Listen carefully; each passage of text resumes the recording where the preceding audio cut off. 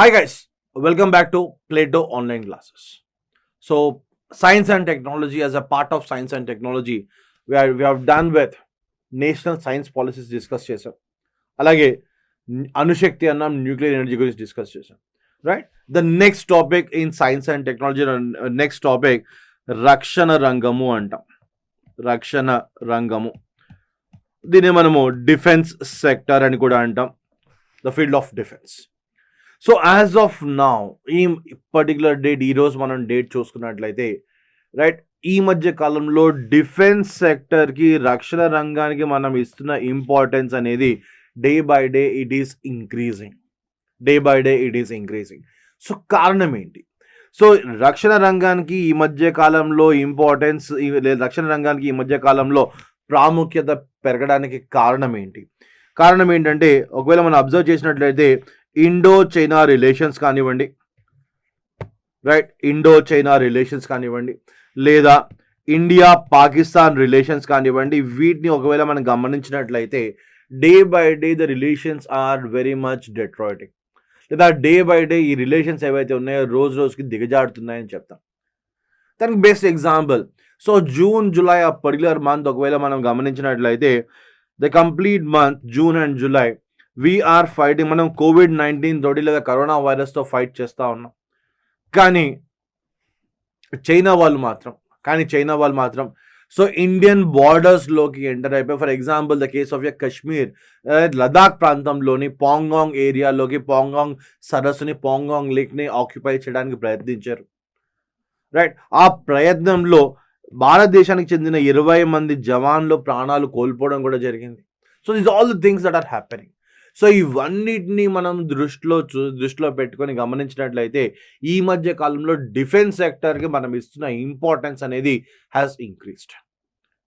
Right, so last 6 months దాదాపు కొన్ని వేల కోట్ల రూపాయలు ఖర్చు పెట్టి అమెరికా లాంటి డెవలప్డ్ కంట్రీ నుండి కానివ్వండి, లేదా రష్యా నుండి కానివ్వండి, లేదా ఇరాన్, లేదా ఇజ్రాయెల్, లేదా బ్రెజిల్, సో ఇటువంటి దేశాల నుండి రక్షణ రంగానికి కావాల్సిన ఆయుధాలు, లేదా రక్షణ రంగానికి కావాల్సిన సాంకేతిక పరిజ్ఞానము, లేదా వారికి కావాల్సిన క్షిపణులు ఏవైతే ఉన్నాయో, లేదా యుద్ధ విమానాలు, ఫ్రాన్స్ దేశం నుండి దిగుమతి చేసుకున్న రఫేల్ యుద్ధ విమానాలు, సో వీటి మీద రక్షణ రంగానికి సంబంధించి కొన్ని వేల రూపాయలు ఖర్చు పెట్టడం జరిగింది, కేవలం ఒకటే ఇండో చైనా రిలేషన్స్ దృష్టిలో పెట్టుకొని. సో ఒకవేళ భవిష్యత్తులో ఇండో చైనా రిలేషన్స్ దెబ్బతిని ఇండో చైనా వార్స్ అనే సిచ్యువేషన్ ఎరైజ్ అవుతే, మనం ఆ పర్టికులర్ టైంలో చైనాతోటే కాకుండా పాకిస్తాన్తో కూడా యుద్ధం చేయాల్సిన సిచ్యువేషన్ ఉంది. ఎందుకంటే Pakistan and China, these two are very much close countries. So ఒకవేళ చైనాతో వార్ స్టార్ట్ అయినా పాకిస్తాన్ ఎంటర్ అవుతుంది, అలాగే ఒకవేళ పాకిస్తాన్తో వార్ స్టార్ట్ అయినా చైనా కూడా ఎంటర్ అయ్యే సిచ్యువేషన్ ఉంది. సో ఇండో చైనా రిలేషన్స్ దృష్టిలో పెట్టుకుని ప్రస్తుతం మనము డిఫెన్స్ సెక్టర్కి కావాల్సినంత ఇంపార్టెన్స్ యాజ్ ఆఫ్ నో ఇవ్వడం జరుగుతూ ఉంది. సో ఈ డిఫెన్స్ సెక్టర్లో, రైట్, సో డిఫెన్స్ సెక్టర్ గురించి మనం మాట్లాడుతున్నప్పుడు త్రివిధ దళాలు అంటాం. Right, the armed forces. So armed forces అంటే ఇవి త్రివిధ దళాలు అంటున్నాం. సో భారతదేశంలో త్రివిధ దళాల యొక్క అధిపతి, ద చీఫ్ కమాండర్ లేదా supreme commander of armed forces అంటాం. సుప్రీం కమాండర్, త్రివిధ దళాల యొక్క అధిపతి అంటాం, లేదా త్రివిధ దళాల యొక్క రైట్ సుప్రీం కమాండర్ ఎవరు? భారతదేశంలో త్రివిధ దళాల యొక్క అధిపతి ఎప్పుడూ కూడా రాష్ట్రపతి, always the president of India. త్రివిధ దళాల యొక్క అధిపతి ఎప్పుడూ కూడా రాష్ట్రపతి, ప్రెసిడెంట్ ఆఫ్ ఇండియా. సో ప్రస్తుతము శ్రీ రామ్నాథ్ కోవింద్ గారు, the president supreme commander of armed forces, ప్రస్తుతము త్రివిధ దళాల యొక్క అధిపతి శ్రీ రామ్నాథ్ కోవింద్. దెన్ ఈ త్రివిధ దళాలకు చెందిన కార్యకలాపాలు, రైట్, అలాగే వాటి యొక్క పరిపాలనా విభాగాలు, అలాగే త్రివిధ దళాలకు చెందిన ఆఫీసర్స్ యొక్క, సోల్జర్స్, జవాన్ల యొక్క వాళ్ళ యొక్క వేతనాలు కానివ్వండి, వారి యొక్క వయోపరిమితి పెంచడం లేదా వయోపరిమితిని తగ్గించడం కానివ్వండి, అలాగే వీటికి మనం ప్రొవైడ్ చేస్తున్న ఫెసిలిటీస్, ఇవన్నిటిని కంట్రోల్ చేసేది, ఇవన్నిటిని గమనించేది, అబ్జర్వ్ చేసేది, రైట్, మినిస్ట్రీ ఆఫ్ డిఫెన్స్ అంటాం, రక్షణ మంత్రిత్వ శాఖ. మినిస్ట్రీ ఆఫ్ డిఫెన్స్, రక్షణ మంత్రిత్వ శాఖ. సో ఈ రక్షణ మంత్రిత్వ శాఖ యొక్క ఆధ్వర్యంలో, ఈ యొక్క నేతృత్వంలో త్రివిధ దళాల యొక్క పరిపాలన, త్రివిధ దళాల యొక్క అడ్మినిస్ట్రేషన్ కానివ్వండి, అలాగే వారికి కల్పిస్తున్న ఫెసిలిటీస్ ఇవన్నీ కూడా కంట్రోల్ చేసేది రక్షణ మంత్రిత్వ శాఖ అంటాం. అలాగే రక్షణ మంత్రిత్వ శాఖకు ప్రస్తుతం నేతృత్వం వహిస్తుంది అంటే రక్షణ మంత్రి అంటాం. సో రక్షణ మంత్రి ఎవరు? శ్రీ రాజ్నాథ్ సింగ్. భారతదేశం యొక్క రక్షణ మంత్రి Shri Rajnath Singh as of. So ఇక్కడ మనం ఏంటి త్రివిధ దళాలు అంటాం. త్రివిధ దళాలు అంటే ఏంటి? భారతదేశంలో మనం త్రివిధ దళం గురించి మాట్లాడుతున్నప్పుడు ఆర్మీ సైనిక దళం అంటాం. సో సైనిక దళం గురించి చూడాలి. అలాగే నావికా దళం అంటాం, Indian navy. At the same time వైమానిక దళము అంటాం, వైమానిక దళం. సో ఇదేంటిది? Indian air force. సో భారతదేశంలో మనము త్రివిధ దళాల గురించి మాట్లాడుతున్నప్పుడు సైనిక దళం, నావికా దళం, అలాగే వైమానిక దళం, ఈ 3 దళాల యొక్క అధిపతి సుప్రీం కమాండర్ ఎప్పుడూ కూడా రాష్ట్రపతి శ్రీ రామ్నాథ్ కోవింద్. అంటే రాష్ట్రపతి ఎవరున్నా సరే ద సేమ్ పర్సన్. సో ప్రస్తుతానికి Shri Ramnath Kovind. At the same time సైనిక దళము అంటున్నాం. So army. సో సైనిక దళం చేసే ముఖ్యమైన పని ఏంటి? సరిహద్దుల యొక్క పరిరక్షణ. సో భారతదేశం వేరే దేశాలతో ఏ దేశాలతో సరిహద్దు పంచుకుంటుందో, for example the case of Pakistan కానివ్వండి, ఆఫ్ఘనిస్తాన్ కానివ్వండి, చైనా కానివ్వండి, నేపాల్ ఉంది, అలాగే బంగ్లాదేశ్ కానివ్వండి, మయన్మార్ కానివ్వండి, రైట్. సో ఈ దేశాలతోటి మనం ఏ సరిహద్దును పంచుకుంటా ఉన్నాం. ఈ సరిహద్దుల యొక్క పరిరక్షణ చేసేది ఎవరు? సైనిక దళం. సో బార్డర్స్ని ప్రొటెక్ట్ చేసే responsibility lies with Indian army. So only Indian army మాత్రమేనా? కాదు. ఇండియన్ ఆర్మీకి సపోర్టింగ్గా సరిహద్దు యొక్క పరిరక్షణలో నిమగ్నమైన దళాలు ఏవైతే ఉన్నాయో, కేవలం ఇండియన్ ఆర్మీ కాదు, ఇండియన్ ఆర్మీతో పాటు ఇండియన్ ఆర్మీకి సహాయకంగా బార్డర్ సెక్యూరిటీ ఫోర్స్ అంటాం, BSF. Border security force BSF ముఖ్యంగా రాజస్థాన్, ఈ ఏరియా రాజస్థాన్ కానివ్వండి, గుజరాత్లో ఎక్కువగా బార్డర్స్ భద్రపరిచేది, బార్డర్స్ని సెక్యూర్గా చూసేది బార్డర్ సెక్యూరిటీ ఫోర్స్. అలాగే ఇటువైపు కశ్మీర్ వైపు మనం చూసుకున్నట్లయితే, చైనా వైపు చూసుకున్నట్లయితే ఐటీబీపీ అంటాం, Indo Tibetan border police. So టిబెట్తో బార్డర్ కానివ్వండి, నేపాల్తో బార్డర్ కానివ్వండి, సో ఈ బార్డర్స్ని ప్రొటెక్ట్ చేయడంలో ముఖ్యమైన పాత్ర పోషించేది ఇండో టిబెటన్ బార్డర్ పోలీస్. అంటే ఐటీబీపీ కానివ్వండి, బిఎస్ఎఫ్ కానివ్వండి, లేదా మరొక దళము ఎస్ఎస్బి అంటాం, సశస్త్ర సీమాబల్. సో ఈ 3 దళాలు కూడా అంటే ఇవి బార్డర్ సెక్యూరిటీ ఫోర్స్, లేదా ఐటీబీపీ, లేదా ఎస్ఎస్బి. సో ఈ 3 కూడా ఇండియన్ ఆర్మీకి సహాయకంగా, ఇండియన్ ఆర్మీకి హెల్ప్ఫుల్గా బార్డర్స్ ప్రొటెక్ట్ చేయడంలో, సరిహద్దులను ప్రొటెక్ట్ చేయడంలో ముఖ్య పాత్రను పోషిస్తూ ఉంటాయి. Sashastra Seema Bal, Indo Tibetan border police, అలాగే సైనిక దళం, అలాగే బిఎస్ఎఫ్ బార్డర్ సెక్యూరిటీ ఫోర్స్ అంటాం. సో ఈ 3 దళాలు కూడా సైనిక దళానికి హెల్ప్ఫుల్గా ఉంటాయి. సో సరిహద్దును ప్రొటెక్ట్ చేయడంలో ముఖ్య పాత్రను పోషిస్తూ ఉంటాయి. సో యాజ్ ఆఫ్ నౌ మనం ఒకవేళ డిఫెన్స్ గురించి మాట్లాడుతున్నప్పుడు, రక్షణ రంగం గురించి మాట్లాడుతున్నప్పుడు సైనిక దళము, అలాగే నావికా దళము, అలాగే ఎయిర్ ఫోర్స్ గురించి కంప్లీట్ అనాలిసిస్ చేయాలి. సో ఈ మధ్య కాలంలో వీరు వేరే దేశాల నుంచి దిగుమతి చేసుకున్న ఆయుధాలు కానివ్వండి, లేదా వేరే దేశాల నుంచి దిగుమతి చేసుకున్న యుద్ధ ట్యాంకులు కానివ్వండి, వైమానిక దళానికి చెందిన యుద్ధ నౌకలు కావచ్చు, లేదా వైమానిక దళానికి చెందిన ఎయిర్ క్రాఫ్ట్ క్యారియర్స్ కావచ్చు, లేదా మిజైల్స్ కానివ్వచ్చు, ఏ దేశాల నుంచి ఏవి దిగుమతి చేసుకున్నాం, కాస్ట్ ఇంపార్టెంట్ కాదు. For example Rafale fighter planes అంటాం. రఫేల్ ఫైటర్ ప్లేన్స్ని ఏ దేశం నుంచి దిగుమతి చేసుకున్నాం? S-400 సిస్టమ్ ఉంది, S-400ని ఏ దేశం నుంచి దిగుమతి చేసుకున్నాం? నాసామ్స్ 2 అంటాం. నాసామ్స్ 2ని ఎక్కడి నుంచి దిగుమతి చేసుకున్నాం? దాన్ని ఎవరు తయారు చేశారు, ఎవరు రూపొందించారు? సో ఇవన్నింటినీ కూడా మనము ఇన్ డీటెయిల్ అనాలిసిస్ చేయాలి. సో దానికన్నా ముందు ద ఫస్ట్ థింగ్ త్రివిధ దళాల గురించి, రైట్. ఆర్మర్డ్ ఫోర్సెస్ అంటాం, సింపుల్గా వీటిని ఆర్మర్డ్ ఫోర్సెస్ అంటాం, లేదా దీన్నే మనము త్రివిధ దళాలు అంటాం. సో త్రివిధ దళాల్లో ఏమున్నాయి? Indian army. First will talk about the case of Indian army. సైనిక దళం గురించి చూద్దాం. సో సైనిక దళం గురించి మనం మాట్లాడుతున్నప్పుడు, so number of soldiers and officers in Indian army. So భారతదేశం యొక్క సైనిక దళంలో ప్రస్తుతం పనిచేస్తున్న, సరిహద్దును ప్రొటెక్ట్ చేయడంలో పనిచేస్తున్న జవాన్లు అలాగే ఆఫీసర్లు మనం చూసుకుంటే థర్డ్ లార్జెస్ట్ ఆర్మీ, ప్రపంచంలోని third largest army. America, China America తర్వాత third largest army. First comes China తర్వాత అమెరికా తర్వాత India the third largest army. At the same time Indian army యొక్క ముఖ్య కార్యాలయము, headquarters New Delhi. Indian army యొక్క headquarters New Delhi. అలాగే Indian army యొక్క మొదటి చీఫ్, రైట్, సర్వ సైనికాధికారి, రైట్, ఇండియన్ ఆర్మీ యొక్క so general Cariappa the first chief of Indian army. అలాగే ప్రస్తుతము యాజ్ ఆఫ్ నౌ చూసుకున్నప్పుడు present general of Indian army, present chief of Indian army, Indian army యొక్క సర్వాధికారి, the supreme commander of Indian army, right. So Indian army యొక్క ముఖ్య అధికారి general Manoj Mukund Naravane.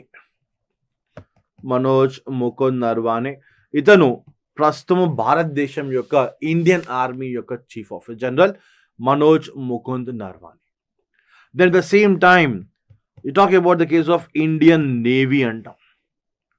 Indian navy గురించి మాట్లాడుతున్నప్పుడు ఇండియన్ నేవీకి ఒక నేమ్ ఉంది, or else you can give a special name for that. లేదా సింపుల్గా దాన్ని ఏమంటాం అంటే ఇండియన్ నేవీకి ఒక హోదా అంటాం, దీన్ని మనము స్టేటస్ అంటాం. సో ఇండియన్ నేవీకి ఒక స్పెషల్ స్టేటస్ ఉంది, ఆ స్టేటస్ని ఏమంటాం అంటే బ్లూ వాటర్ నేవీ అంటాం. ఇండియన్ నేవీకి గల status blue water navy. So what is the meaning of blue water navy అంటే ఏంటి? సో సముద్రంలో డీప్ సీ అంటే for example suppose that when talking about Indian borders గురించి మనం గమనిస్తున్నట్లయితే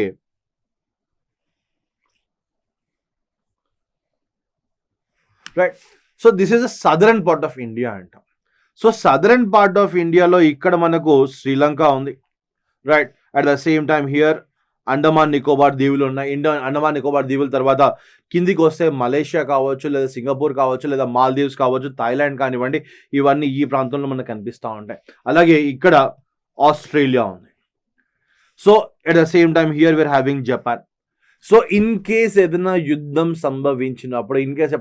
సంభవించినప్పుడు సముద్రంలో చాలా డీప్గా వెళ్ళి, అంటే దాదాపు జపాన్ వరకు వెళ్ళి కానివ్వండి, లేదా ఇంకా దూరం వరకు వెళ్ళి కూడా మనము యుద్ధం చేయగలిగే సామర్థ్యం భారతదేశానికి ఉంది.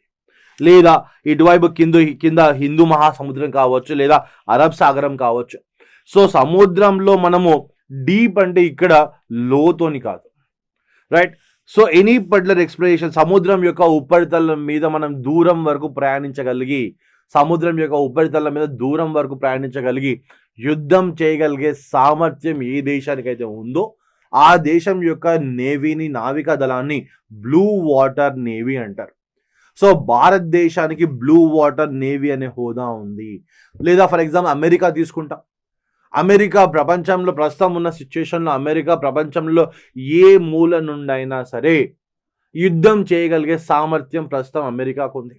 ఎందుకంటే అమెరికా వాళ్ళ బేస్ ఏవైతే ఉన్నాయో, అమెరికా వాళ్ళ బేస్ బంగాళాఖాతంలో ఉన్నాయి, హిందూ మహాసముద్రంలో ఉన్నాయి, ఆఫ్రికా ఖండం చుట్టూ ఉన్నాయి, అట్ ద సేమ్ టైం యూరోప్లోని కొన్ని ప్రాంతాల్లో ఉన్నాయి, అలాగే బంగాళాఖాతంలో ఉన్నాయి. అంటే దీన్ని బేస్ చేసుకుంటే అమెరికా వాళ్ళు ప్రపంచంలో ఎక్కడైనా సరే ఒక రోజు కాల వ్యవధిలో ప్రపంచంలో ఏ మూలనైనా సరే ఎక్కడి నుండైనా సరే యుద్ధం చేయగలిగే సామర్థ్యం అమెరికా వాళ్ళకు. దీన్ని ఏమంటామంటే బ్లూ వాటర్ నేవీ అంటాం. అమెరికా కావచ్చు, చైనా కావచ్చు, ఫ్రాన్స్ కావచ్చు. సో ఈ దేశాలు ప్రపంచంలో ఏ మూల నుంచైనా యుద్ధం చేయగలిగే కెపాసిటీ వీళ్ళకు ఉంది. అందుకే దీన్ని ఏమంటాం బ్లూ వాటర్ నేవీ స్టేటస్ అంటాం. అంటే సముద్రంలో డీప్గా సముద్రంలోకి వెళ్ళి సముద్రంలో ఎక్కువ దూరం ప్రయాణించి అప్పటికి ఆ సిచ్యుయేషన్లో కూడా యుద్ధం చేయగలిగే సామర్థ్యం ఉంటే ఆ నేవీని, ఆ నావికా దళాన్ని బ్లూ వాటర్ నేవీ అంటాం. ఫర్ ఎగ్జాంపుల్ మనము చైనా తీసుకుందాం. So when talking about the case of China, right, China అనేది ఈ పట్ల ప్రాంతంలో చైనా ఉంది. అలాగే చైనా వాడు ప్రస్తుతము శ్రీలంక చుట్టూ కూడా వీరికి ప్రస్తుతము నేవల్ బేస్లు అంటూ ఉన్నాయి. అంటే for example when talking about Indo China relations గురించి మనం మాట్లాడుతున్నట్లయితే, right, and this is the case of Sri Lanka. ఇక్కడ పైన మనకు ఈ పైన ప్రాంతం ఏదైతే ఉందో దీన్ని మనం చైనా అంటాం. సో చైనా వారి యొక్క base camps, naval base camps Sri Lanka దగ్గర ఉన్నాయి. అలాగే ప్రస్తుతం ఇక్కడ ఉన్న మలేషియా కానివ్వండి, థాయిలాండ్ కానివ్వండి, లేదా ఇటువైపు ఉన్న కింద ఉన్న మాల్దీవ్స్, ఈ ప్రాంతంలో కూడా వీళ్ళకు నావల్ బేస్ క్యాంప్స్ ఉన్నాయి. ఎట్ ద సేమ్ టైం ఇక్కడ పాకిస్తాన్ దగ్గర కూడా వీరికి నావల్ బేస్ క్యాంప్స్ ఉన్నాయి.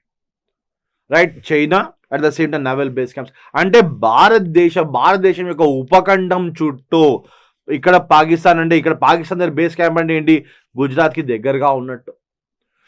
శ్రీలంక దగ్గర బేస్ క్యాంప్ అంటే సదరన్ పార్ట్ ఆఫ్ ఇండియా, అంటే అవి మన విశాఖపట్నం కానివ్వండి, లేదా చెన్నైకి దగ్గరగా కావచ్చు. అంటే భారతదేశం యొక్క ఉపఖండం చుట్టూ వారి యొక్క నావల్ బేస్ క్యాంప్స్ ఉన్నాయి. అందుకే చైనా వారి యొక్క నావల్ని కూడా, నావిక దళాన్ని కూడా, దానికి కూడా బ్లూ వాటర్ స్టేటస్ ఉంది అంటాం. చైనా యొక్క నావిక దళానికి కూడా బ్లూ వాటర్ స్టేటస్, అంటే సముద్రంలో ఎంత దూరం వెళ్ళినా కూడా యుద్ధం చేయగలిగే సామర్థ్యాన్ని ఉంటే దాన్నే మనము బ్లూ వాటర్ స్టేటస్ అంటాం. అలాగే ఇండియన్ ఆర్మీ తీసుకున్నాం. రైట్, ఆర్మీ కానివ్వండి, నేవీ కానివ్వండి, వీరికి వివిధ కమాండ్ సెంటర్స్ అంటూ ఉంటాయి. Right, first will talk about navy, then will go for command centres. So Indian నేవీకి ఉన్న స్టేటస్ ఏంటి, బ్లూ వాటర్ నేవీ అన్నాం. అలాగే ఇండియన్ నేవీ యొక్క ముఖ్య కార్యాలయం ఎక్కడుంది, New Delhi. Head quarters New Delhi. Always remember, త్రివిధ దళాల యొక్క హెడ్ క్వార్టర్స్ ఆర్మీ, సైనిక దళం, నావికా దళం, అలాగే వైమానిక దళం, ఈ 3 దళాల యొక్క హెడ్ క్వార్టర్స్ ఎప్పుడు కూడా always one place, that is New Delhi అంటాం. సో నావికా దళం యొక్క హెడ్ క్వార్టర్స్ ఎక్కడ, న్యూఢిల్లీ. అలాగే నావికా దళం యొక్క ఫస్ట్ చీఫ్, ఇండియన్ నేవీ, భారత నావికా దళం యొక్క మొదటి చీఫ్ అడ్మిరల్ ఆర్డి కటారి, నావికా దళం యొక్క మొదటి చీఫ్. అలాగే ప్రస్తుతం ఎవరున్నారు, నావికా దళం యొక్క ప్రస్తుత chief person admiral Karambir Singh. ఇతను భారతదేశం యొక్క నావికా దళం యొక్క ప్రస్తుత అధిపతి. Right, chief commander, supreme commander of the armed forces కాదు, supreme commander of Indian navy. So supreme commander of Indian army ఎవరు, జనరల్ మనోజ్ ముకుంద్ నర్వానే. అలాగే ఇండియన్ నేవీ యొక్క chief admiral Karambir Singh. Then వైమానిక దళం అంటాం, Indian air force. So Indian air force గురించి మాట్లాడుతున్నప్పుడు, Indian air force the 4th strongest air force in the world. ప్రపంచంలో ఉన్న వైమానిక దళాల యొక్క సామర్థ్యము, వారి యొక్క స్ట్రెంగ్త్, అలాగే వాటి యొక్క నంబర్స్, అందులో ఉన్న ఆఫీసర్స్ కానివ్వండి, జవాన్లు కానివ్వండి, వాటి యొక్క నంబర్, అలాగే వాటి యొక్క స్ట్రెంగ్త్ వైజ్ చూసుకుంటే ఇండియన్ ఎయిర్ ఫోర్స్ యొక్క position 4th position. So first పొజిషన్లో ఎవరున్నారు, యుఎస్ఏ, తర్వాత రష్యా, తర్వాత ఇజ్రాయెల్. యుఎస్, రష్యా, ఇజ్రాయెల్ తర్వాత the 4th strongest air force అంటే ఇండియా. అంటే సింపుల్ చెప్పాలంటే చైనీస్ ఎయిర్ ఫోర్స్ కన్నా వీఆర్ మోర్ స్ట్రాంగర్. చైనా యొక్క వైమానిక దళం కంటే భారతదేశం యొక్క వైమానిక దళం అనేది చాలా స్ట్రాంగ్ అని చెప్తాం. At the same time Rafale fighter planes మనకి యాడ్ అయిన తర్వాత Indian air force has become very much stronger. Rafale fighter planes ఈ మధ్య మనకు ఇంపోర్ట్ చేసుకున్నాం. ఆల్రెడీ రఫేల్ ఫైటర్ ప్లేన్స్ గురించి మన అందరికీ తెలుసు. 2019 ఎలక్షన్స్ అంతా కూడా రఫేల్ ఫైటర్ ప్లేన్స్ చుట్టే తిరిగాయి. ఆల్మోస్ట్ రఫేల్ ఫైటర్ ప్లేన్స్ చుట్టే తిరిగాయి. సో రఫేల్ ఫైటర్ ప్లేన్స్లో ఇన్ని వేల కోట్ల కుంభకోణం జరిగింది అనేసి, so 2019 elections almost they are fought on Rafale fighter planes. Right, so ఈ రఫేల్ ఫైటర్ ప్లేన్స్ ఆల్రెడీ మనకు డెలివరీ కూడా అయిపోయాయి. So they are inducted into Indian air force. Indian air ఫోర్స్లో ఆల్రెడీ వాటిని జాయిన్ చేసుకోవడం కూడా జరిగిపోయింది. So Rafale fighter planes add అయిన తర్వాత ఇండియన్ ఎయిర్ ఫోర్స్ యొక్క స్ట్రెంగ్త్ అనేది చైనీస్ ఎయిర్ ఫోర్స్ కన్నా చాలా ఎక్కువగా ఉంది. రైట్, వాళ్ళ ఎయిర్ ఫోర్స్ కంటే మన air force is very stronger as of now. Right, so Indian air force యొక్క headquarters, same place again. Indian air force యొక్క హెడ్ క్వార్టర్స్ ఎక్కడ, న్యూఢిల్లీ అంటాం. ఇండియన్ ఎయిర్ ఫోర్స్ యొక్క హెడ్ క్వార్టర్స్ న్యూఢిల్లీ. అలాగే Indian air force యొక్క first chief, right, air chief marshal S K Mukherjee. Right, air marshal S K Mukherjee. So first chief of Indian first chief of Indian air force. భారత వైమానిక దళాన్ని యొక్క మొదటి chief person air marshal S K Mukherjee అంట. So ప్రస్తుతం air marshal Rakesh Kumar Singh Bhadauria present air force chief of India Rakesh Kumar Singh Bhadauria. That the same time so army అన్నాం, సైనిక దళం అన్నాం, అలాగే సైనిక దళంతో పాటు నావికా దళం, వీటితో పాటు వైమానిక దళం. సో ఈ 3 దళాలకు కొన్ని కమాండ్ సెంటర్స్ అంటూ ఉంటాయి, రైట్?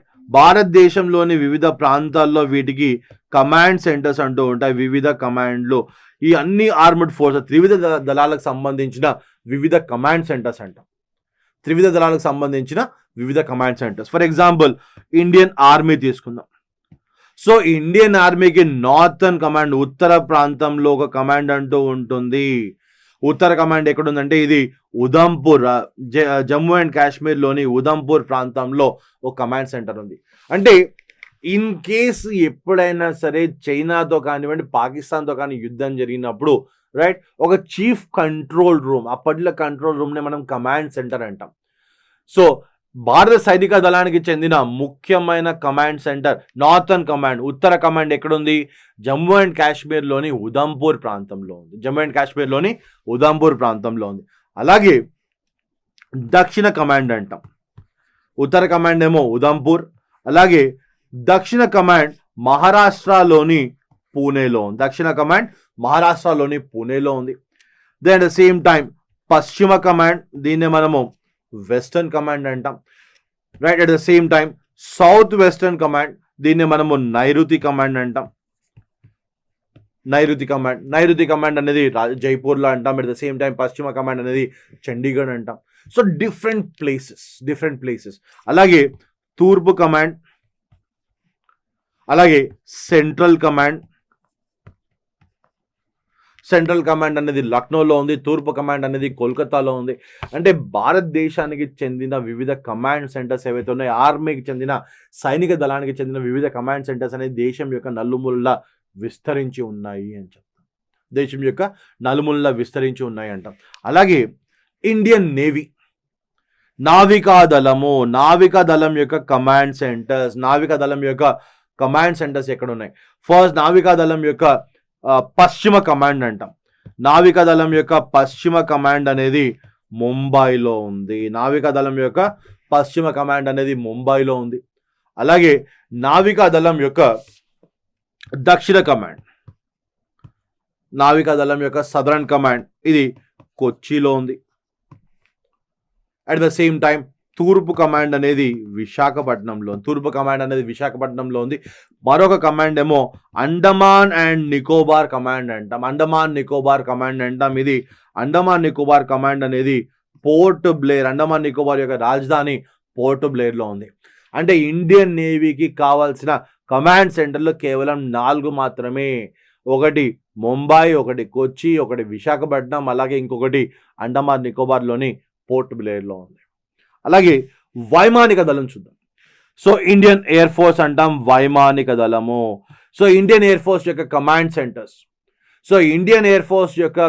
సెంటర్స్ అనేవి గుజరాత్, పశ్చిమ కమాండ్ అనేది గుజరాత్లో కనిపిస్తూ ఉంటుంది, గుజరాత్లో ఉంది, రైట్? అలాగే దక్షిణ కమాండ్ అనేది తిరువనంతపురంలో ఉంటుంది. సో ఒకటేమో గుజరాత్లోని గాంధీనగర్లో ఒక కమాండ్ సెంటర్ ఉంటుంది. అలాగే కేరళలోని తిరువనంతపురంలో మరొక కమాండ్ సెంటర్, కమాండ్ సెంటర్. అలాగే నార్త్ ఈస్ట్ పార్ట్లో షిల్లాంగ్లో, మేఘాలయ యొక్క రాజధాని షిల్లాంగ్లో మరొక కమాండ్ సెంటర్. అలాగే ఇండియన్ ఎయిర్ ఫోర్స్ యొక్క ట్రైనింగ్ యొక్క కమాండ్ సెంటర్, అంటే ఎయిర్ ఫోర్స్ పైలట్స్ని ట్రైనింగ్ చేయడం కోసం దానికి ఒక కమాండ్ సెంటర్, అది బెంగళూరులో ఉంది. At the same time Indian air ఫోర్స్కి సంబంధించిన ఎయిర్ క్రాఫ్ట్ మెయింటెనెన్స్ కావచ్చు, ఫైటర్ ప్లేన్స్ మెయింటెనెన్స్ కావచ్చు, ఈ మెయింటెనెన్స్ కమాండ్ సెంటర్ అంటాం. సో మెయింటెనెన్స్ కమాండ్ సెంటర్ అనేది మహారాష్ట్రలోని నాగ్పూర్లో. సో ఆర్మీ, నేవీ, అలాగే ఎయిర్ ఫోర్స్. సో ఇలా త్రివిధ దళాలు ఏవైతే ఉంటాయో ఈ త్రివిధ దళాలకు విభిన్న కమాండ్ సెంటర్స్ అంటూ ఉంటాయి, డిఫరెంట్ కమాండ్ సెంటర్స్. దేశం యొక్క నలుమూలల ఈ కమాండ్ సెంటర్స్ అనేవి విస్తరించి ఉన్నాయి. రైట్. రక్షణ రంగం అంట. సో రక్షణ రంగంలో భారత సాయుధ దళాల యొక్క అత్యున్నత అధిపతి, ద చీఫ్ సుప్రీం కమాండర్ ఎవరు? రాష్ట్రపతి రామ్నాథ్ కోవింద్ గారు. Right, the present chief of supreme commander of all the Indian armed forces, Ramnath Kovind. Right. Then సాయుధ దళాల యొక్క పరిపాలనా నియంత్రణ, అడ్మినిస్ట్రేటివ్ కంట్రోల్ అంటాం. పరిపాలనా నియంత్రణ కానివ్వండి, లేదా వారి యొక్క డే టు డే కార్యకలాపాలు కానివ్వండి, అలాగే వాటి యొక్క వేతనాలు కానివ్వండి, వాటి యొక్క వయోపరిమితి కానివ్వండి, వాటికి మనం కల్పిస్తున్న సదుపాయాలు, ఇవన్నిటిని అబ్జర్వ్ చేసేది, ఇవన్నిటిని మానిటర్ చేసేది, కంట్రోల్ చేసేది మంత్రిత్వ శాఖ అంటాం, రక్షణ మంత్రిత్వ శాఖ. So present defence minister Shri Rajnath Singh, defence minister Rajnath Singh. అలాగే భారతదేశం యొక్క త్రివిధ దళాలు ఏవవి? సైనిక దళం, వైమానిక దళం, నావికా దళం. ఈ మూడింటి కలిపి మనము త్రివిధ దళాలు అంటాం. సో ఇక్కడ త్రివిధ దళాల్లో మనం ఎక్కడ కూడా బిఎస్ఎఫ్ బార్డర్ సెక్యూరిటీ ఫోర్స్ కానివ్వండి, లేదా ఇండో టిబెటన్ బార్డర్ పోలీస్ కానివ్వండి, లేదా సశస్త్ర సీమాబల్, వీటిని ఎక్కడ కూడా మనం పరిగణలోకి తీసుకోవాలి. త్రివిధ దళాలు అంటే కేవలము సైనిక దళం, వైమానిక దళం, అలాగే నావికా దళం. So border security force, ITBP, Sashastra Seema Bal, ఇవన్నీ కూడా కంప్లీట్గా డిఫరెంట్ ఆర్గనైజేషన్స్. ఇవి ఇండియన్ ఆర్మీలో భాగం కావు. Right. First one will talk about Indian army, సైనిక దళం అంటాం. సో చైనా మరియు అమెరికా తర్వాత ప్రపంచంలో 3వ అతిపెద్ద సైన్యం ఏదైతే ఉందంటే అది ఇండియన్ ఆర్మీ అంటాం. సో ఫస్ట్ చైనా తర్వాత అమెరికా తర్వాత భారతదేశం. అలాగే భారతదేశం యొక్క ఇండియన్ ఆర్మీ యొక్క headquarters New Delhi. At the same time Indian army యొక్క ఫస్ట్ జనరల్ కరియప్ప. అలాగే the present chief of Indian army Manoj Mukund Naravane, general Manoj Mukund Naravane, present chief of Indian army general Manoj Mukund Naravane. That the same time Indian air force. So air force కన్నా ముందు command centres చూద్దాం. So Indian army యొక్క command centres ఎక్కడెక్కడ ఉన్నాయి? First ఏమన్నా మనము ఉత్తర command ఎక్కడుంది? అది ఉదంపూర్ అన్నాం. ఉదంపూర్ ఎక్కడుంది? ఉదంపూర్ అనేది జమ్మూ అండ్ కాశ్మీర్లోని ఈ ప్రాంతంలో ఉంది. జమ్మూ అండ్ కాశ్మీర్లోని ఈ పర్టికులర్ ప్లేస్లో ఉంది. అదే మనం ఏమంటాం, ఉత్తర కమాండ్ అనేది ఉదంపూర్లో ఉంది. దెన్ పశ్చిమ command Chandigarh. Chandigarh has got special place. Haryana యొక్క క్యాపిటల్ చండీగఢ్ అంటాం, అలాగే పంజాబ్ యొక్క క్యాపిటల్ కూడా చండీగఢ్ అంటాం. రైట్. పశ్చిమ కమాండ్ అనేది చండీగఢ్. దెన్ నైరుతి కమాండ్ అంటాం, సౌత్ వెస్టర్న్ కమాండ్ అంటాం దీన్నే మనము. సౌత్ వెస్టర్న్ కమాండ్ అనేది జైపూర్లో ఉంది. అలాగే దక్షిణ కమాండ్ అనేది మహారాష్ట్రలోని పూణే అన్నాం. సెంట్రల్ కమాండ్ అనేది ఉత్తరప్రదేశ్లోని లక్నో. అలాగే తూర్పు కమాండ్ అనేది కోల్కతా అంటాం. This is the place where Kolkata is here. అలాగే సెంట్రల్ కమాండ్ అనేది లక్నోలో ఇక్కడ కనిపిస్తూ ఉంది. దెన్ దక్షిణ కమాండ్ అనేది పూణేలో ఉంది. సో ఇదేమో ఉదంపూర్ అనేది ఉత్తర కమాండ్ అంటాం. అలాగే చండీగఢ్ అనేది పశ్చిమ కమాండ్ అంటాం. అలాగే జైపూర్ అనేది నైరుతి కమాండ్ అంటాం, దీన్ని మనము సౌత్ వెస్టర్న్ కమాండ్ అంటాం. ఇలా భారతదేశంలో ఆర్మీకి సంబంధించినవి కంప్లీట్గా 6 కమాండ్ సెంటర్స్ ఉన్నాయి. ఒకటి ఉదంపూర్, రెండవది జైపూర్, మూడవది చండీగఢ్, పూణే, కోల్కతా, అలాగే లక్నో. దెన్ నావికాదళం. భారతదేశం యొక్క నావికా దళానికి ఉన్న స్టేటస్, ఉన్న హోదా ఏంటి? Blue water navy. So blue water navy అంటే ఏంటి? సముద్ర జలాల్లో మనం ఎంత దూరం వరకు వెళ్ళినా కూడా అక్కడి నుండి యుద్ధం చేయగలిగే సామర్థ్యాన్ని మనము బ్లూ వాటర్ నేవీ స్టేటస్ అంటాం. సో ఆ కెపాసిటీ ఉంటే ఆ నావికా దళానికి బ్లూ వాటర్ నేవీ స్టేటస్ను కల్పించడం జరుగుతూ ఉంటుంది. So Indian navy has got a blue water navy status అంటాం. దెన్ ఇండియన్ నేవీ యొక్క హెడ్ క్వార్టర్స్, నావికా దళం యొక్క headquarters New Delhi. So Indian navy యొక్క present chief sorry first chief ఎవరు? Admiral R D Katari. Admiral R D Katari భారతదేశం యొక్క నావికాదళం యొక్క మొదటి చీఫ్ పర్సన్. సో ప్రస్తుతం చూస్తే admiral Karambir Singh, admiral Karambir Singh. So ఇతను present chief of Indian navy. Admiral Karambir Singh present chief of Indian navy. అలాగే ఇండియన్ నేవీ యొక్క వివిధ కమాండ్ సెంటర్స్, నేవీ యొక్క కమాండ్ సెంటర్స్ ఎక్కడ ఉన్నాయి? పశ్చిమ కమాండ్ అనేది ముంబైలో ఉంది. పశ్చిమ కమాండ్ అనేది ముంబైలో ఉంది. అట్ ద సేమ్ టైం తూర్పు కమాండ్ అనేది విశాఖపట్నం. తూర్పు కమాండ్ అనేది విశాఖపట్నం. భారతదేశం యొక్క భద్రత వయసు చూస్తే తూర్పు కమాండ్ కానివ్వండి, పశ్చిమ కమాండ్ కానివ్వండి, ఈ రెండు కూడా చాలా చాలా important, right? So Mumbai as well as Visakhapatnam రెండు కూడా commercially well developed cities. Mumbai as well as Visakhapatnam. అలాగే ముంబై అండ్ విశాఖపట్నం, ముంబైని డామినేట్ చేయగలిగితే ఇండియన్ ఎకానమీని కూడా కంప్లీట్గా డామినేట్ చేసే సిచ్యుయేషన్లో వీఆర్ దేర్ యాజ్. సో అందుకే తూర్పు కమాండ్ కానివ్వండి, పశ్చిమ కమాండ్ కానివ్వండి, ఈ రెండు కూడా చాలా చాలా ఇంపార్టెంట్. దెన్ దక్షిణ కమాండ్ అనేది కొచ్చిలో ఉంది. అండమాన్ నికోబార్ కమాండ్ అనేది పోర్ట్ బ్లేర్లో ఉంది. సో ఒకటేమో ముంబై, మరొకటి విశాఖపట్నం. తూర్పు కమాండ్ ఏమో విశాఖపట్నం, పశ్చిమ కమాండ్ ఏమో ముంబై, దక్షిణ కమాండ్ ఏమో కొచ్చి అన్నాం. అలాగే అండమాన్ నికోబార్ కమాండ్ అనేది ఇక్కడ కనిపిస్తూ ఉంది, different places. Then committee case వైమానిక దళము అంటాం, భారతదేశం యొక్క air force. So Indian air force ప్రపంచంలో ఇండియన్ ఎయిర్ ఫోర్స్ యొక్క స్థానము 4వ స్థానము. 4వ స్థానం ఎవరి తర్వాత? ఫస్ట్ అమెరికా, తర్వాత రష్యా, రష్యా తర్వాత ఇజ్రాయెల్, ఇజ్రాయెల్ తర్వాత భారతదేశం, రైట్? ఇండియన్ ఎయిర్ ఫోర్స్ యొక్క ముఖ్య కార్యాలయం ఎక్కడ ఉంది? అది న్యూఢిల్లీ ఉంది. So first chief of Indian air force, right? Air marshal S K Mukherjee, first chief of Indian air force. అలాగే present chief of Indian air force ఎవరు? Air chief marshal Rakesh Kumar Singh Bhadauria. Rakesh Kumar Singh Bhadauria లేదా ఆర్కేఎస్ భదూరియా అంటాం. రాకేష్ కుమార్ సింగ్ భదూరియా. సో రాకేష్ కుమార్ సింగ్ భదూరియా కానివ్వండి, లేదా ఇంతకు ముందు ఇతని కన్నా ముందు ఉన్న air chief marshal, right, B S Dhanoa, right? Air martial B S Dhanoa. So ఇతను previous one. So Rakesh Kumar Singh Bhadauria కన్నా ముందు ఉన్న ఎయిర్ మార్షల్ బిఎస్ ధనోవా అంటాం. సో ఈ మధ్య కాలంలో చూసినట్లయితే ఈ ఇద్దరు వ్యక్తులకు రఫేల్ ఫైటర్ ప్లేన్స్ కి ఒక సంబంధం ఉంది. సో ప్రస్తుతం భారతదేశంలో ఉన్న రఫేల్ ఫైటర్ ప్లేన్స్ మొత్తం 36. రఫేల్ ఫైటర్ ప్లేన్స్ ను మనము ఫ్రాన్స్ దేశం నుండి దిగుమతి చేసుకున్నాము, రైట్? రఫేల్ ఫైటర్ ప్లేన్స్ ను తయారు చేసే సంస్థ దసాల్ట్ రఫేల్ అంటాం. రఫేల్ ఫైటర్ ప్లేన్స్ ను తయారు చేసే సంస్థ పేరు దసాల్ట్ రఫేల్ అంటాం. ఆ ఫైటర్ ప్లేన్స్ ను రఫేల్ ఫైటర్ ప్లేన్స్ అంటాం. సో వీటిని మనము ఫ్రాన్స్ దేశం నుండి దిగుమతి చేసుకున్నాం. ఎన్ని? మొత్తం 36.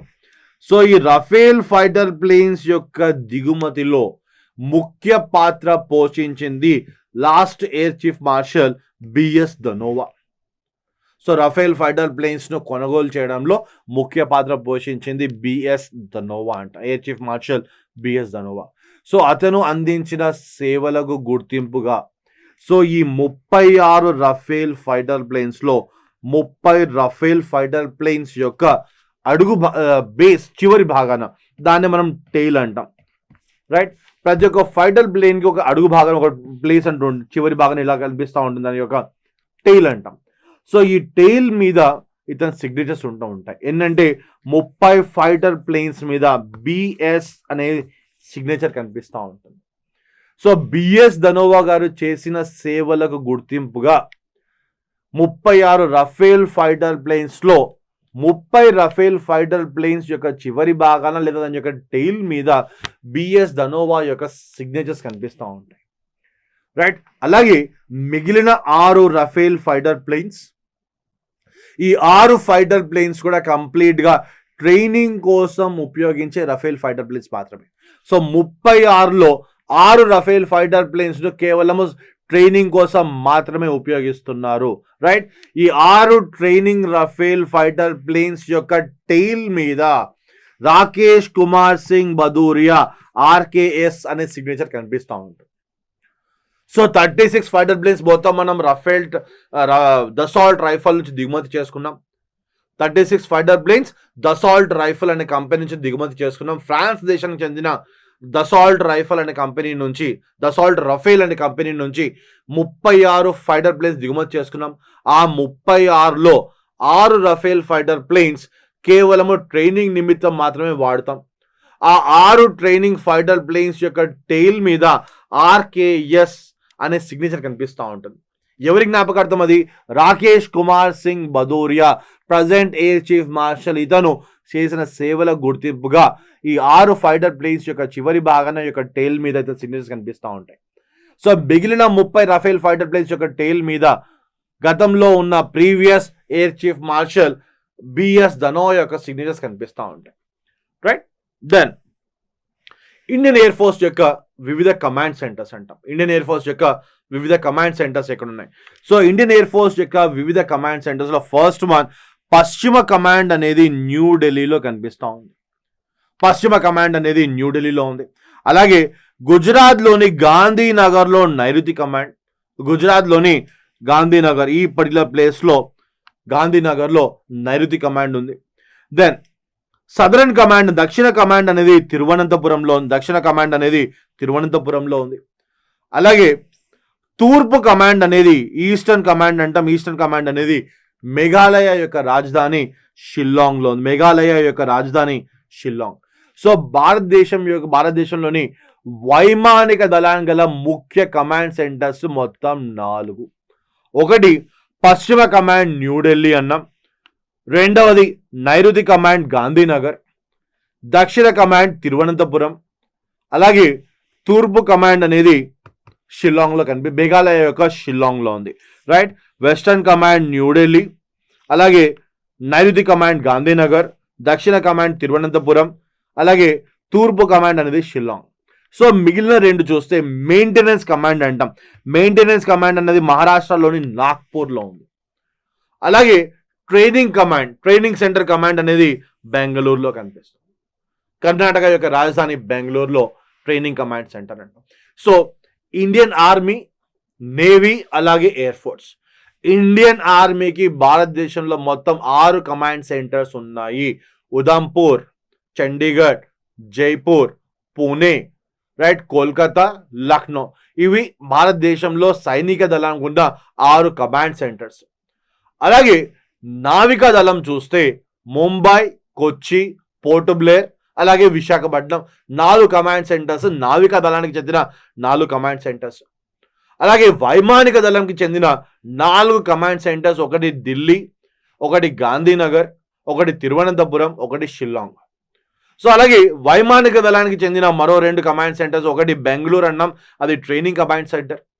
ఇంకొకటి మెయింటెనెన్స్ కమాండ్ సెంటర్, అది నాగ్పూర్లో.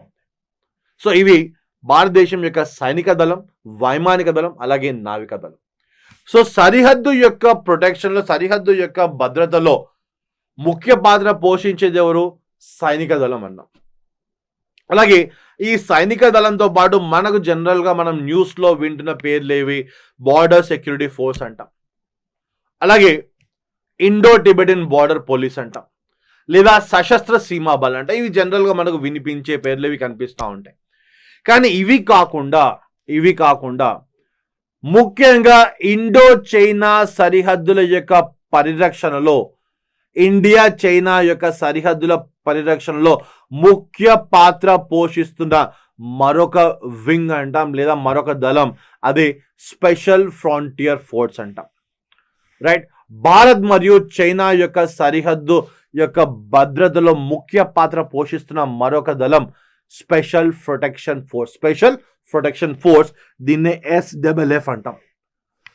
సో జనరల్గా SFF గురించి మనకి ఎక్కడ కూడా బుక్స్లో మనకు కనిపించదు.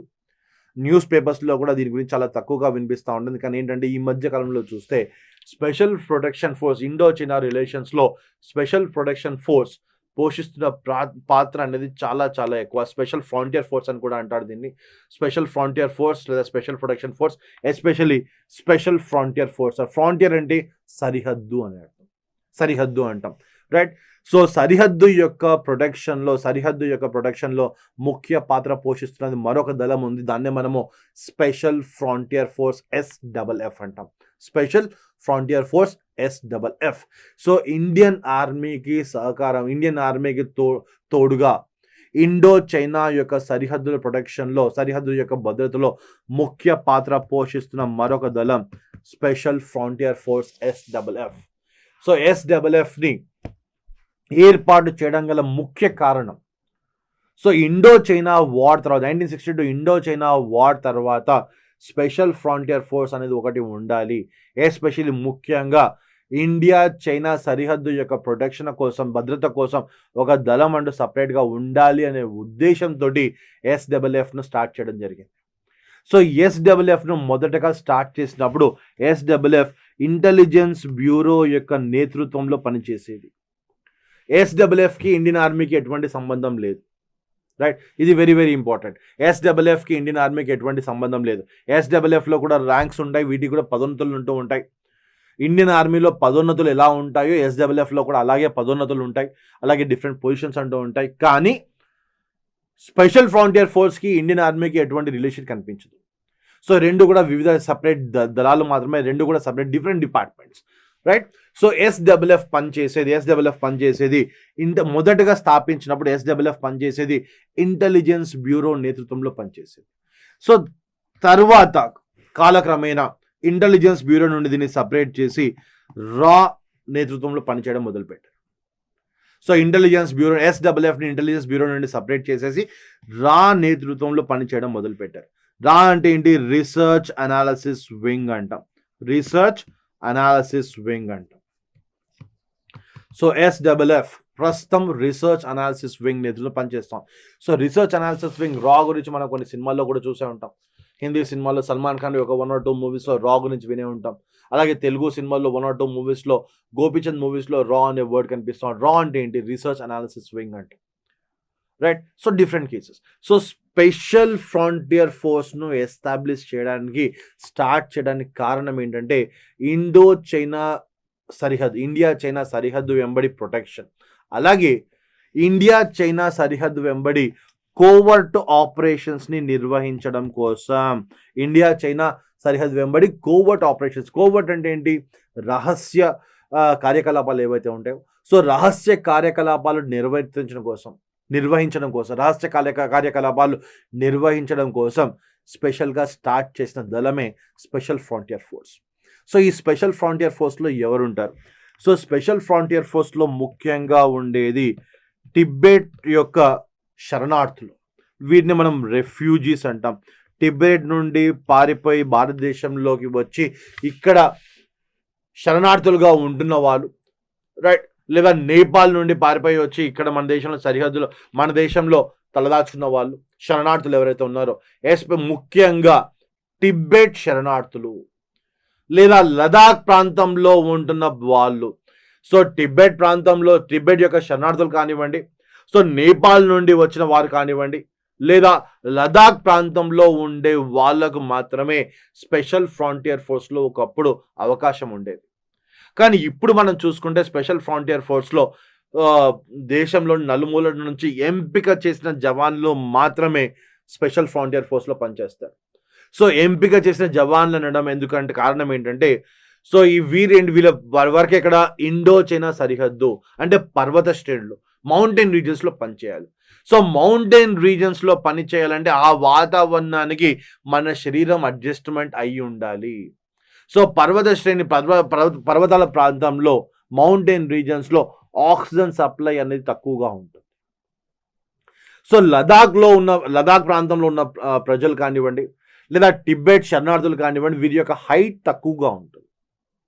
వీరి యొక్క హైట్ అనేది చాలా ఇంపార్టెంట్ ఫ్యాక్టర్. ఇక్కడ హైట్ అనేది తక్కువగా ఉంటుంది కాబట్టి వీరు ఆ వాతావరణానికి త్వరగా అడ్జస్ట్ అయిపోతూ ఉంటారు. ఇంకోటి, వీరి శరీరం యొక్క నిర్మాణం కూడా ఆ ప్రాంతంకి అనుగుణంగా ఉంటుంది కాబట్టి ఆ క్లైమేట్కి ఈజీగా అడ్జస్ట్ అయిపోతారు. కాబట్టి ఒకప్పుడు SFFలో పనిచేయడానికి కేవలము టిబెట్ రెఫ్యూజీస్తో పాటు లదాఖ్లో ఉన్న వాళ్ళని తీసుకునేవాళ్ళు.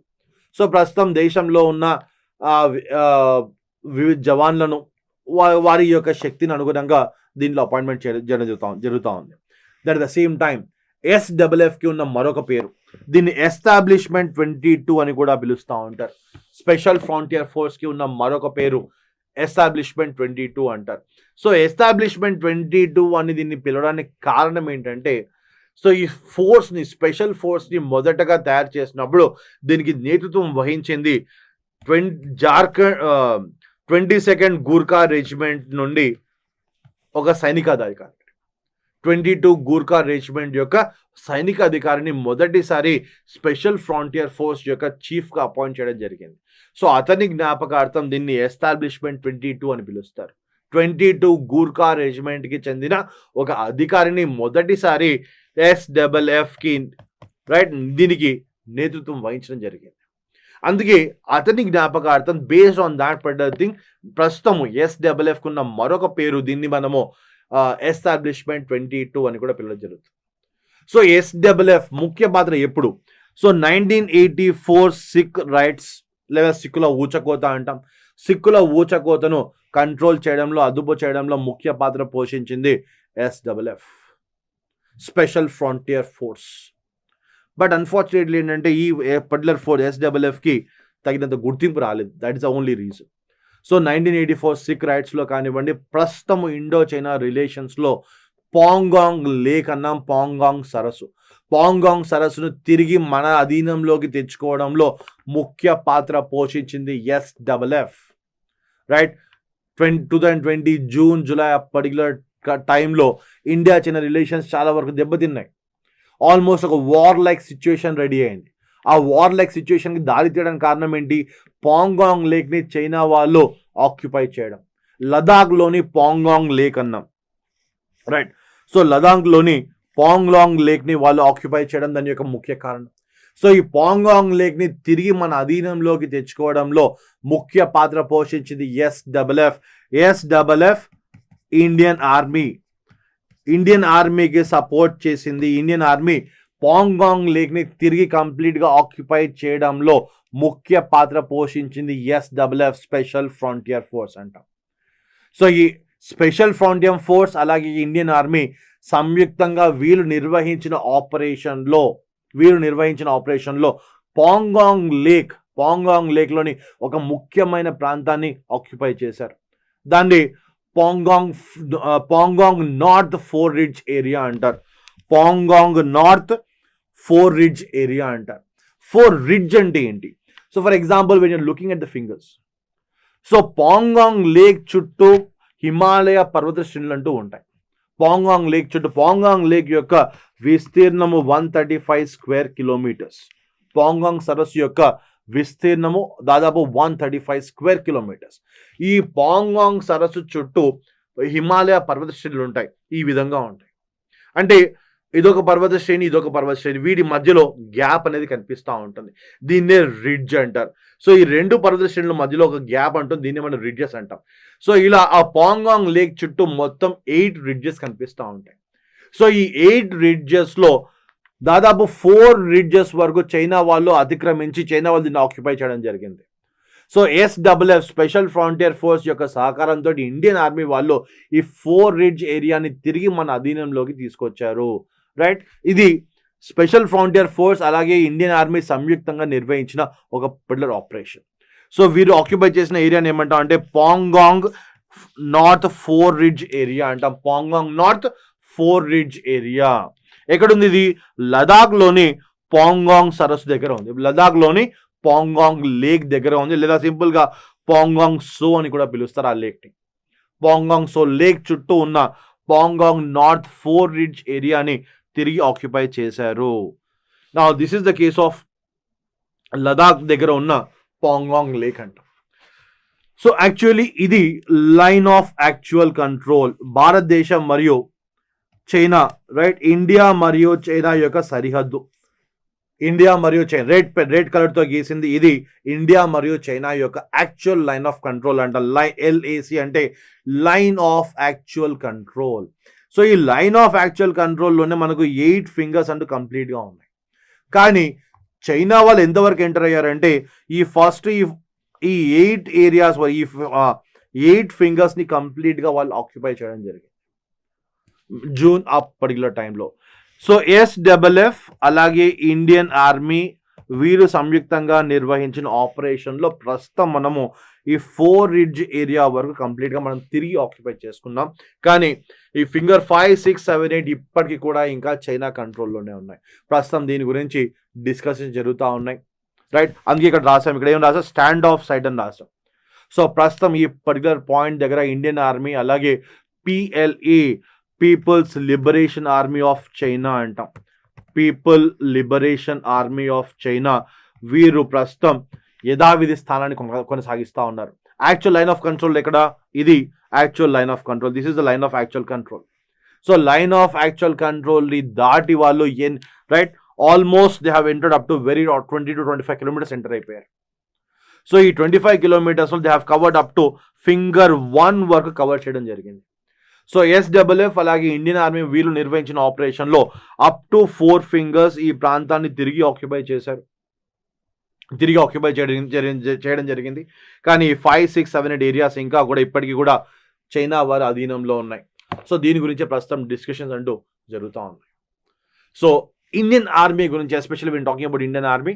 సో ఆర్మీ, నేవీ, ఎయిర్ ఫోర్స్తో పాటు ప్రస్తుతం ఉన్న సిచ్యుయేషన్లో ఎస్డబ్ల్యూఎఫ్ గురించి కూడా మనం చూస్తున్నాం, రైట్. సో ఇది భారతదేశంలోని సైనిక రక్షణ రంగంలోని త్రివిధ దళాలు అంటాం, నావికా దళం, సైనిక దళం అలాగే వైమానిక దళం, రైట్. Thank you.